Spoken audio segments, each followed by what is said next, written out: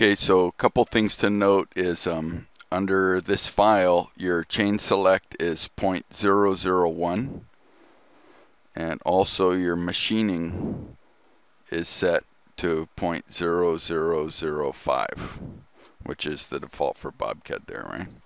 So if you're having problems with some stuff, and this, I mean, vector stuff is really going to have to be worked and looked at longer than just click and Toolpath. So if I go if I shift click that line right there and it stops right there, it tells me something's going along with the chain selection right there, right? So I can zoom right into the end of that right there and find a little piece there, right? So, I mean, to clean it up, what I need to do is get that out of there. You know what I mean? And the truth is, I had Toolpath that before, and if you look at the Toolpath that was there, you'll actually see the Toolpath doing stuff right in that area. It's jumping up and down, and it's like it's gone all the way up and down right in there. And if you zoom in, you'll see it's like it completely missed, and it did a break, and it did like this double thing right there. And you can even tell that in the Bobcat, in the back plot of the code of just the cut without doing anything to it. You'll see the engrave come in, and it'll go and it'll stop and jump up and move over here and go and stop and jump up on something that should just go completely around, right? So in theory, I should be able to, it should just go around that whole entity right there and then just jump up to do the eyeball and then move over and do this entire thing. It shouldn't be doing this in like 4 or 5 different passes. So that's just a sign that I need to look for more stuff, right? So I got rid of that end thing right there, right? And then I can look for more stuff, right? So what else could be in there? You know, let's start looking around on the model for what could possibly be buggering things up. So the way I'll look, instead of sitting there and trying to go around and around, I'm going to go back to my line over here, and I'm going to shift click again, and now the whole thing shift clicks, right? So, and one way to test too, if I have this entity right here, let's go with this one right here. If I shift click on this end, it means it's trying to select the chain going that way, so that's good. So I definitely want to double check though and shift click on this end too and make sure it selects. So that's good. Now how about over here? I'll shift click on this one. Oh, it stops. Now again, stopping on that corner. Now I'll go in there and I'll say, why did it stop there though? There's not any kind of break or small little thing, but let's measure that entity. That entity is 0.0009, so it's a lot smaller than the chain length selected, right? And in here, this one is 8. So really, those tiny little things in there can really be causing problems when your machining tolerance is a lot smaller, and also the chain selection is smaller. So basically, I'd go around and I'd just keep looking at this until I can get a good selection on the thing. So I did that. It wouldn't go that way, but what happens if I click on this end and try to go around the other way? Then it stops right there. So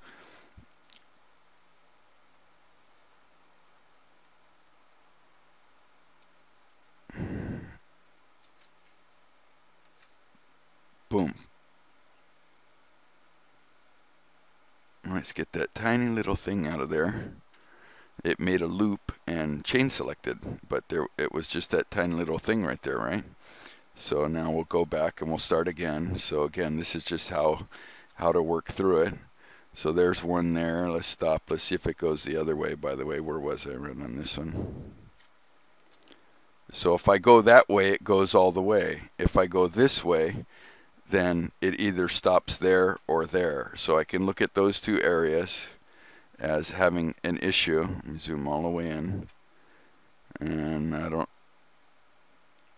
see that those two look like they're pretty well there together. So then it's back down into this again, and now is it just there's a chain there, or could there be doubles? I'd have to look at it, you know.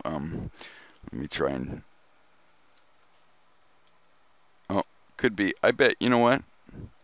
I bet it would be the fact that there's that tiny little thing there. And so, I mean, this isn't really anything. Let's measure that. I didn't look at that one, so 0.0001 in length. Doesn't really fit with what we're machining and chain selecting and stuff. So really, that isn't going to change the shape at all. So I could just delete those two items right there. And then, you know, I can either put a blend, or since you got straight lines anyway. And now I didn't change the look of anything at all. I just replace kind of like a little jog that didn't need to be there, right? And now the entire thing will chain select in both directions. And so now you should be able to select that as engrave and have it go all the way around this entire thing without jumping up. Now if it jumps up in the toolpath, it's because there's going to be little items in there that are less than that 0.0005. And you can go in and just look, you know, just go over all your stuff and clean that up, and then re-toolpath it from there. So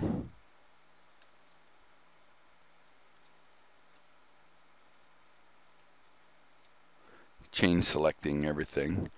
So I had to do, that's what I did to look and clean it. I mean, I could just window select it, but then what I'm doing is I'm window selecting any tiny little errors or anything that are in there. So,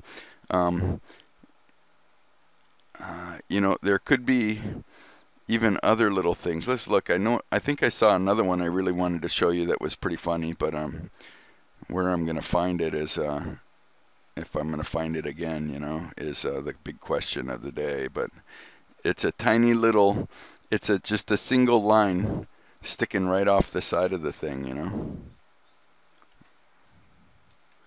But that, again, is going to be screwing up things in toolpathings and stuff like that. So must have deleted it already working when I was just looking at it.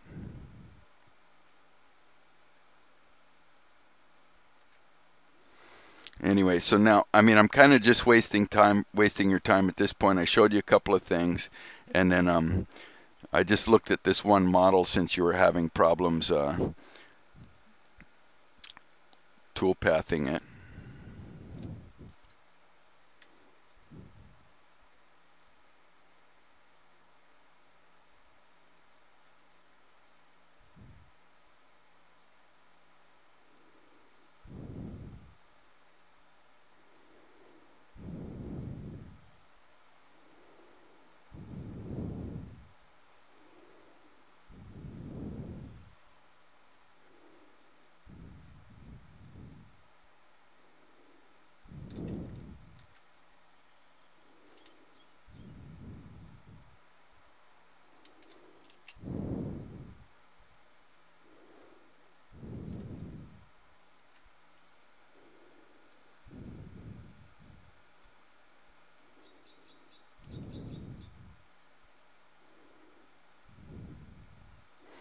Now notice on that foot,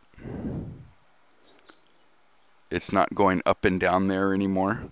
So each piece should only have like a very definite up and down where it needs to be. And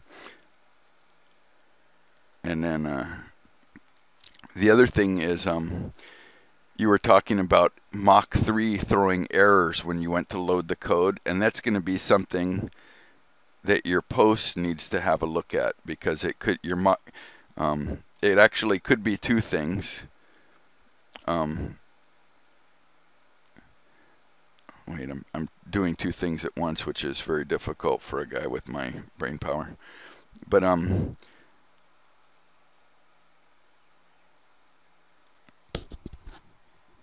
your code being output, one of the things to be sure to be totally wary of when you're doing this type of engraving, or should I say, what I wanted to say was the vectorizing, is when you run like ArcFit. Did you run that on any of them? A thing that ArcFit will tend to do if you're running it on certain stuff at a tolerance is, remember this one here where we had the super tiny little segments in there.